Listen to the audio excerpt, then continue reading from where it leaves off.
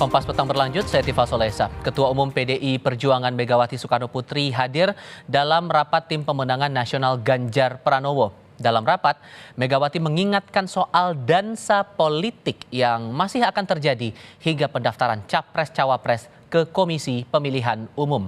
Dalam rapat tim pemenangan Ganjar Pranowo, Ketua Umum PDI Perjuangan Megawati Soekarnoputri hadir untuk memberikan arahan. Sekjen P3 Arwani Tomafi menyebut Mega mengingatkan saat ini semua partai sedang berdansa politik. Namun semua dansa itu akan berhenti saat masa pendaftaran di KPU pada 19 hingga 25 Oktober mendatang. Dalam rapat tim pemenangan Ganjar kemarin membahas finalisasi struktur tim. Dalam politik ya tentu meminjam istilah Bu Mega tadi disampaikan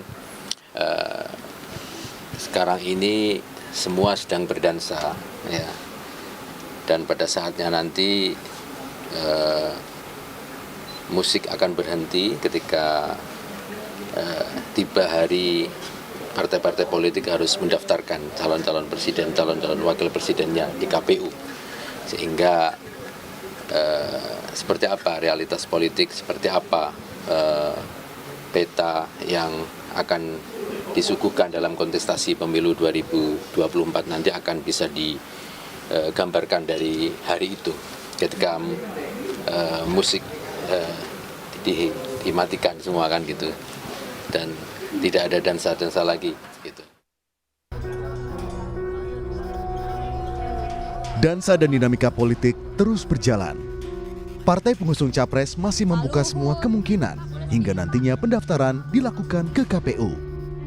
Pekan ini, Ketua DPP PDI Perjuangan Puan Maharani bertemu dengan Wakil Ketua Dewan Pembina Partai Golkar Luhut Binsar Panjaitan. Bahasannya terkait peta politik saat ini. Dinamika soal wacana dua poros di Pilpres pun masih dinamis. PDI Perjuangan bahkan tak menutup pembicaraan soal ini dengan Gerindra, termasuk mempertemukan Megawati dan Prabowo. Ya boleh aja lah, orang akrab kok, nggak ada apa-apa. Ya mungkin di pembicaraan itu ya gimana, oke nggak, boleh nggak, ya boleh aja gitu. Boleh apa ya, tanya sama Bu Mega sama Pak Prabowo gitu kan. Jadi nggak ada yang nggak mungkin di dinamika politik ini, dan ya saya berharap semuanya yang terbaik. Capres-capres yang ada hari ini semuanya itu dekat dengan kami. Jadi nggak ada apa-apa, nggak duduk dibilang musuhan, duduk bareng ada apa sih gitu. Biasa-biasa aja gitu kan, nggak ada yang musuhan, semuanya dekat akrab aja. Ini kan. Kemarin Ketua Umum Golkar Erlangga Hartarto memberi respon soal pertemuan Luhut dengan Puan. Menurut Erlangga, pertemuan soal ini sudah dikomunikasikan. Tak hanya itu, Erlangga menyebut pertemuan itu pastinya membahas politik. Apa yang dibicarakan gitu Pak? Oh, itu kan pertemuan beberapa minggu yang lalu tuh. Ya. Biasalah, itu sudah. Ya tapi ada koordinasi dengan Bapak dengan Pak Luhut gitu? Komunikasi sudah ada. Apa yang dibahas saja Pak? Yang dilaporkan? Banyak lah yang dilaporin. Soal pemilu? Soal pemilu. Yang dibahas pertemuannya soal pemilu? Soal politik udah pasti kan, satu ketua DPR, satu Pak Menko. Oke, tapi ada anggapan bahwa itu siasat Mbak Puan menarik Golkar ke koalisi, itu benar nggak sih Pak? Kalau itu harus ngomong langsung. Terima kasih. Soal kemudian apakah ujung pembicaraan keduanya akan mengubah konstelasi poros yang ada? Tentu waktu yang akan menjawabnya. Dinamika jelang pendaftaran Pilpres masih akan dinamis. Ketua Umum PDI Perjuangan Megawati pun kemarin menyinggung soal dansa politik yang akan terus berlangsung dan akan berhenti saat partai harus mendaftarkan calon-calonnya di KPU. Tim Liputan Kompas TV.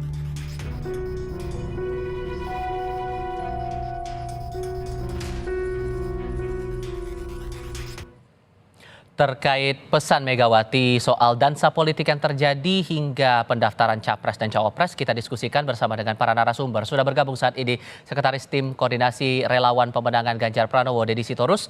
Juga bergabung juru bicara Tim Pemenangan Prabowo Subianto Wihadiwianto dan Direktur Eksekutif Indikator Politik Indonesia Burhanuddin Muhtadi. Selamat sore semuanya, apa kabar?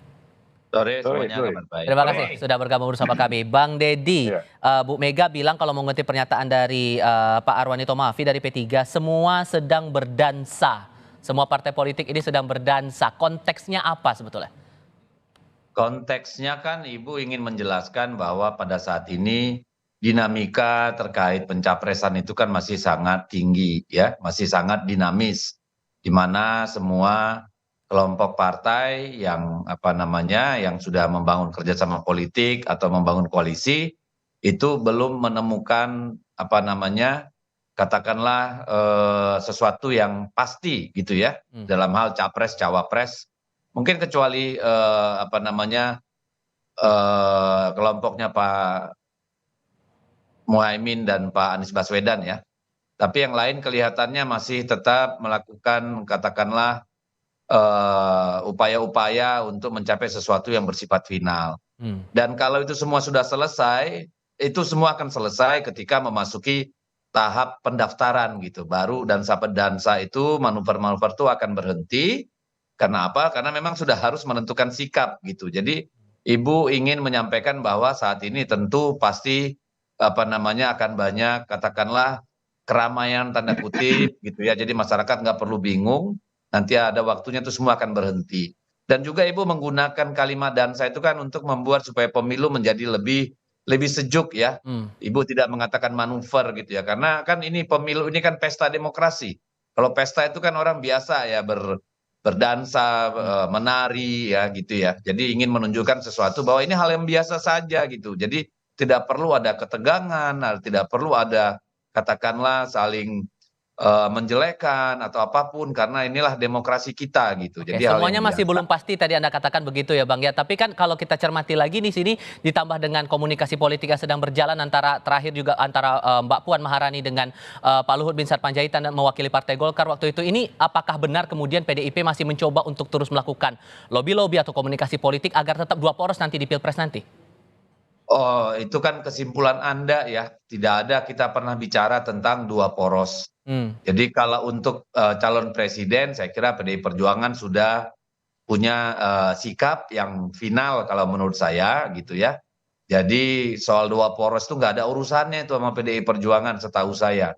Tetapi masih banyak konfigurasi yang bisa saja terjadi gitu.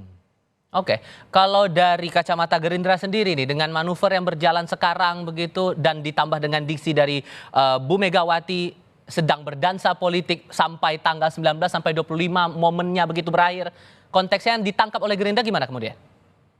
Ya saya kira sama, hampir sama. Ini kan tanggal 19 itu kan mulai pendaftaran capres dan cawapres. Dan di sini kita melihat bahwa cawapres dari koalisi Gerindra dan koalisi PDI Perjuangan kan belum ditentukan. Jadi saya kira bentuk daripada manuver, bukan manuver sebenarnya, tapi lobby-lobby, ya kan lobby-lobby itu tentunya tetap berjalan tentunya karena kan banyak juga yang masih harus disampaikan di sini dengan partai-partai politik yang lain, gitu kan. Jadi saya kira apa yang dinamakan itu bisa juga dansa-dansa yang disampaikan oleh Ibu Mega itu dansa-dansa adalah bagaimana lobby, ya kan, bagaimana kita bicara, komunikasi tetap terjalin semuanya. Jadi saya kira di DPR pun juga sangat cair kita bicara di semuanya, semua partai itu kalau di DPR kita sangat cair dan kita bicaranya juga aman-aman saja, saya kira nggak ada masalah. Jadi saya kira kita juga dalam situasi yang sekarang ini pembicaraan antar partai itu sesuatu hal yang mungkin biasa sebelum koalisi ditentukan pada saat pendaftaran tanggal 19 Oktober nanti. Jadi pembicaraan masih cair, masih terbuka, tapi arahnya itu menjurus ke kerjasama politik, Mas Yadi? Ya saya kira kan kita sudah tahu kerjasama politik sudah dilakukan masing-masing daripada calon presiden. Dan saya kira pembicaraan tentunya kan pembicaraan bagaimana penentuan ke depannya tanggal 19 itu, ya kan, pendaftaran, terus kemudian juga program-program kerja kita juga sudah membicarakan program-program kerja kita untuk pemenangan. Saya kira rapat-rapat yang dilakukan oleh daripada partai-partai koalisi yang ada dari pihak Pak Prabowo juga sudah sering kita berbicara, sering kita juga rapat, dan kita semuanya tentunya ini membutuhkan suatu kerja keras ke depannya, sehingga kita paham bahwa kita memang harus harus sering kita berkomunikasi. Jadi sebatas kita kan komunikasi dengan partai-partai yang ada di kita.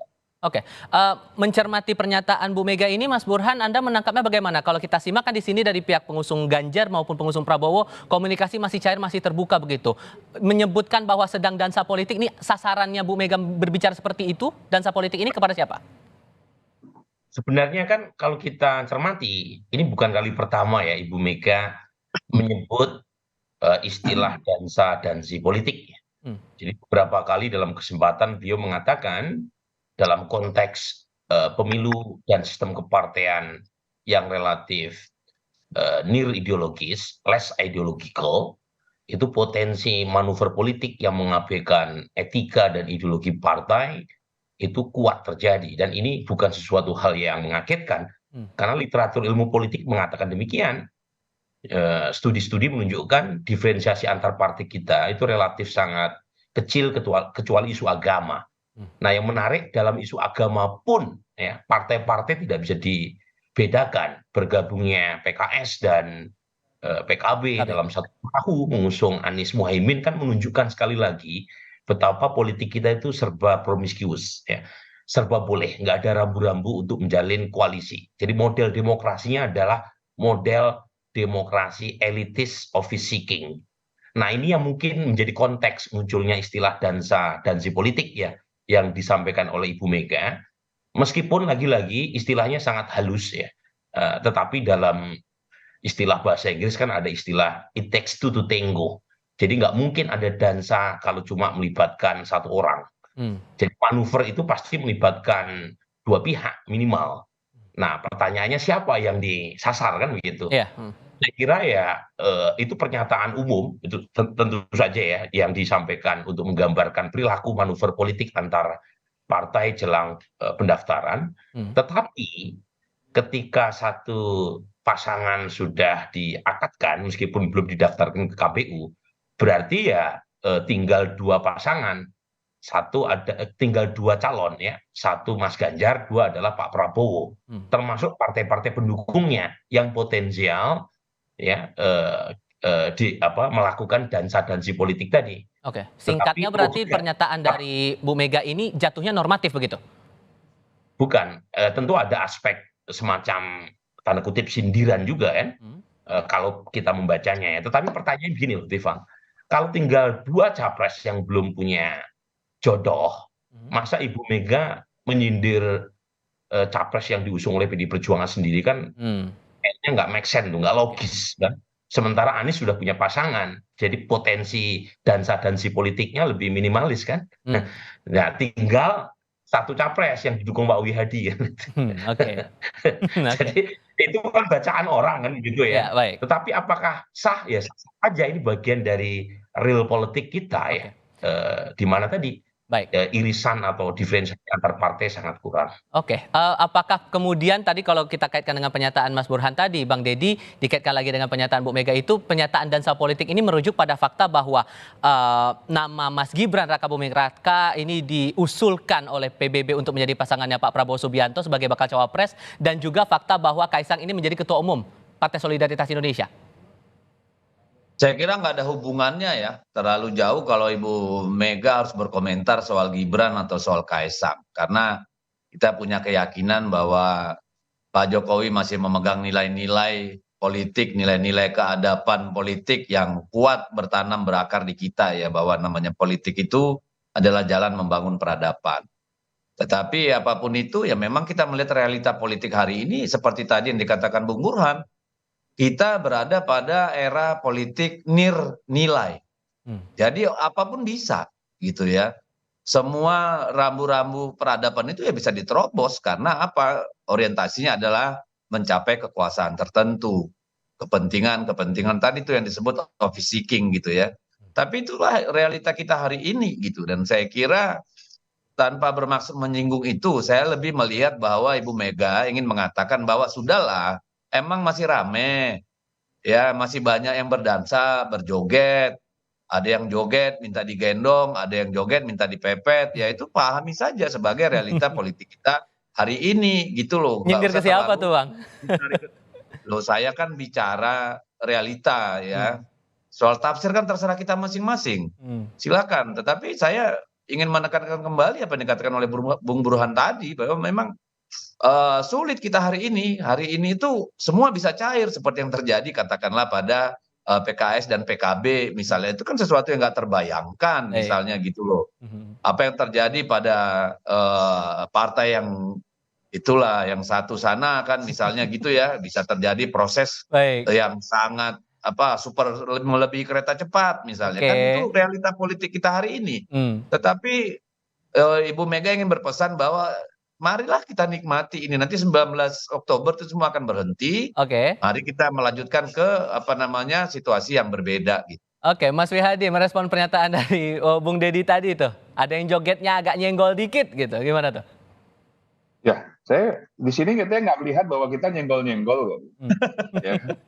Kita nggak lihat nggak ada nyenggol. Semuanya kan tidak ada dari kita, tidak pernah Gerindra ya, secara jelas siapa ya kan menyenggol siapa, tidak. Kita semuanya berhubungan dengan semua partai politik baik ya kan. Dan saya kira semua kalau kita bicara mengenai masalah cawapres, semuanya kandidat, semuanya yang ada itu yang terbaik juga nanti. Tapi tetap kita akan tentukan bahwa siapa cawapresnya itu yang dikatakan itu adalah nanti ada dengan partai-partai koalisi nanti kita tentukan. Tapi kan dari PBB bagian dari Koalisi Indonesia Maju sempat bilang nama Mas Gibran yang terang-terang kader PDI Perjuangan punya kans untuk menjadi atau diusulkan menjadi pasangannya Pak Prabowo nanti di Pilpres. Ya, semua partai koalisi berhak untuk mengusulkan, tetapi nantinya keputusannya adalah pada saat nanti semua partai koalisi itu akan memutuskan dengan musyawarah mufakat. Jadi siapa saja boleh mengusulkan siapa. Jadi kan kalau dari Golkar mengusulkan Pak Erlangga, ya kan. Terus kemudian dari PAN mengusulkan Pak Erik, ya kan. Ada juga kemarin RK juga diusulkan oleh Partai Golkar. Ini semuanya boleh-boleh saja. Kemudian muncul lagi nama-nama yang lain yang tidak dalam partai itu. Dan saya kira ini boleh-boleh saja nama-nama itu. Karena mereka nama-nama itu adalah semuanya adalah putra-putra terbaik. Ya kan, kalau yang PBB mengusulkan Gibran, ya itu kan memang sebagai tokoh muda, ya kan, ya bisa-bisa saja, silahkan saja PBB.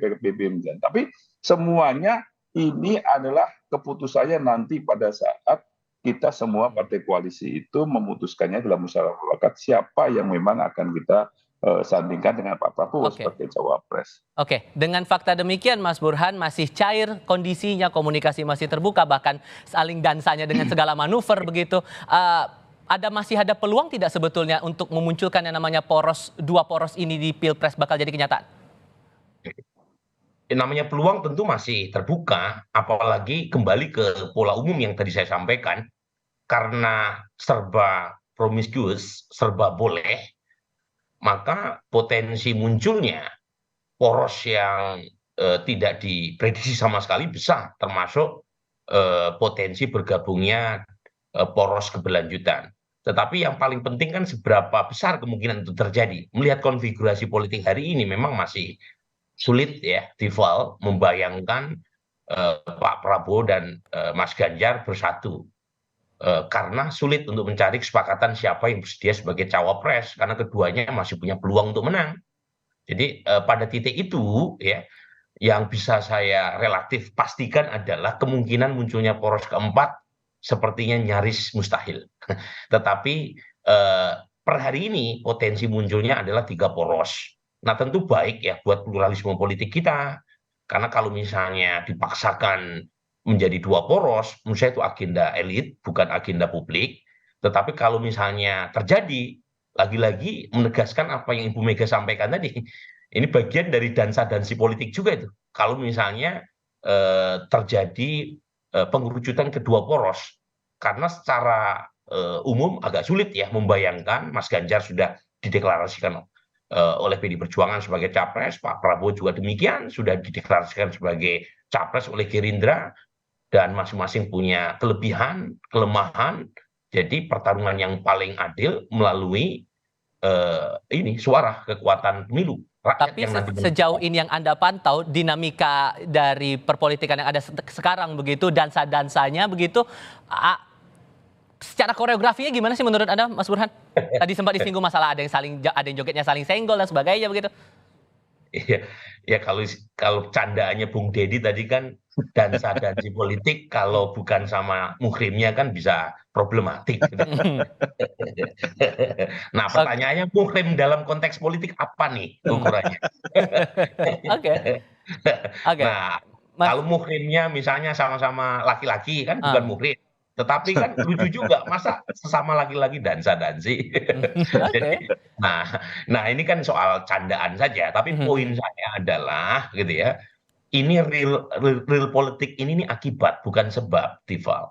Sebabnya adalah diferensiasi politik yang terlalu office seeking, less ideological. Jadi ke depan sebenarnya kita perlu dorong diferensiasi antar partai berbasis program, ideologi dan programatik. Ya, misalnya nih ya, yang saya bayangkan partai-partai itu jangan terlalu banyak Oke. dan itu akan mendorong diferensiasi antar partai. Yang kedua, presidensial threshold jangan terlalu tinggi.